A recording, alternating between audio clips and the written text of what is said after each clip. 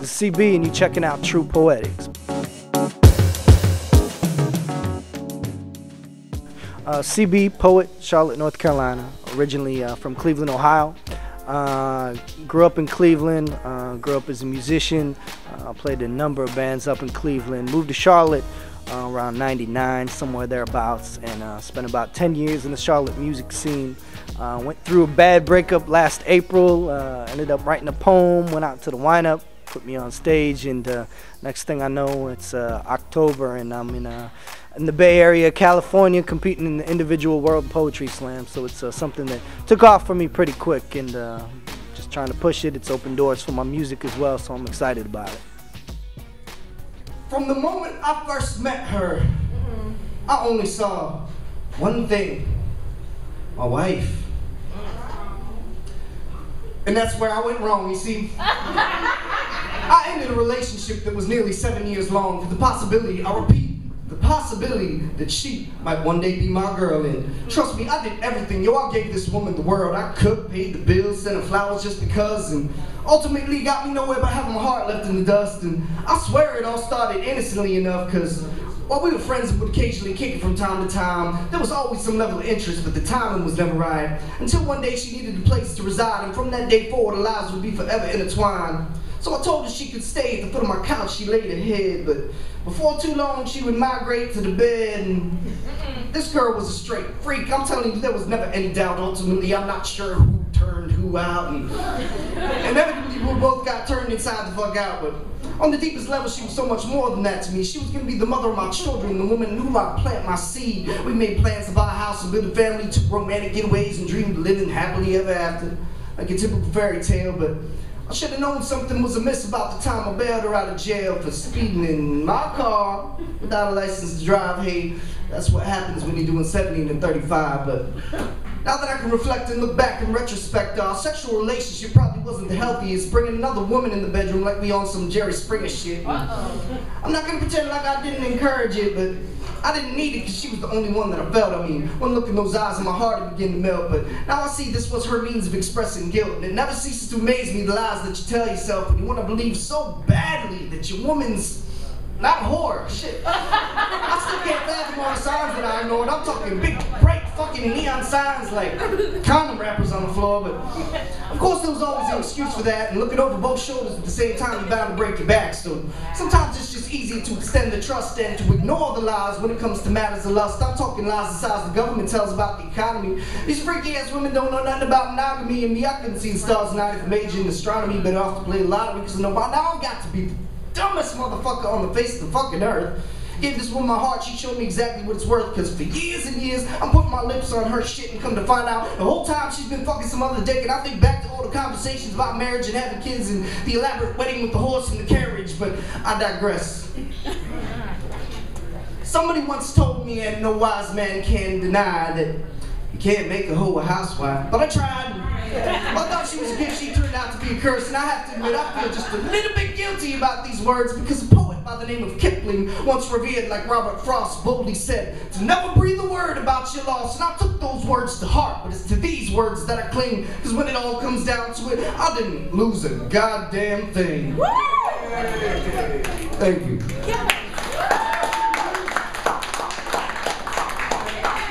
You know, anytime you go through an experience like that, the tendency is to, you know, feel like a victim. It's difficult to step out of those shoes, but it's important to always remember that, you know, it takes two to make these things happen. And usually if somebody behaves in a certain manner, it's because you allow them to. Well, a lot of it's therapy. You'll see a number of different slants with my poetry. A lot of it's either political, which obviously we got a lot of messed up stuff going on in the world around us, and I look at poetry as an opportunity. Anytime I'm on the mic, opportunity to make a difference. You know, we seldom get that chance to you know, reach out and touch a whole group of people. So that's part of it, and the other portion of it, it's personal, you know. So anything that I'm going through, anything that I need to cope with, it's just an outlet and a means for me to do that. You know, as far as, you know, what keeps me trying to do it at a high level, thankfully in Charlotte, you know, we got two, you know, nationally competing teams that have, you know, won all kinds of awards and accolades and stuff. So just being surrounded by some of the best talent in the country keeps me motivated. FreeCreditReport.com, FreeCreditReport.com. Find out if you are worthy to stand for judgment in the eyes of our Savior. Visa, MasterCard. FreeCreditReport.com. Find out if you too are eligible to take a loan based on your signed promissory note for money that does not exist. That's right, money created out of thin air. For while the money never did exist, apparently magic does. Yes, magic does exist. And I'm not talking about the Showtime Lakers. I'm not talking about a team or an amusement park in Orlando. The individuals who ultimately decide our fate may wish upon a star, but I do not believe a pentagram is what Walt Disney had in mind. Or was it? Yes, Virginia, there is a Santa, and he is big and red, but due to his surly demeanor, we put the N after the T and rhyme with skate. And before you begin debating about the individual upon whom I'm hating, his name is FreeCreditReport.com, because three numbers haven't held such significance since 666. FreeCreditReport.com, because your life is not complete without George Foreman grills and bedazzlers and plastic singing fish. FreeCreditReport.com, because to make a purchase without the additional option of an extended lifetime warranty is un-American, and one day there will be a website entitled FreeConstitution.com if I have to make one. FreeCreditReport.com, because your dollar isn't worth the paper that it's printed on, because your credit app will have the Bilderbergs laughing all the way to Jekyll Island. FreeCreditReport.com, because your debt is what keeps the machine moving, turns the gears, and feeds the proverbial beast.